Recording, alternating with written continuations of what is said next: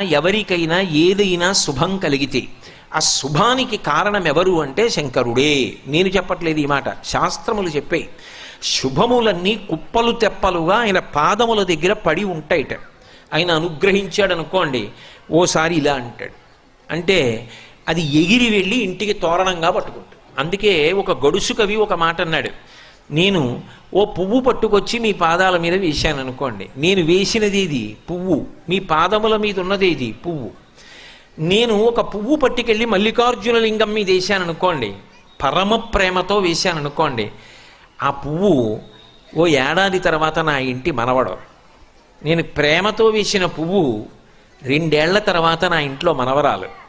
నేను ప్రేమతో వేసిన పువ్వు నేను కట్టుకునే ఒక ఇల్లు. నేను వేసిన పువ్వు నాలో కలిగేటటువంటి భక్తి. నేను వేసిన పువ్వు ఏ వయస్సులో నాకు రావాలో ఆ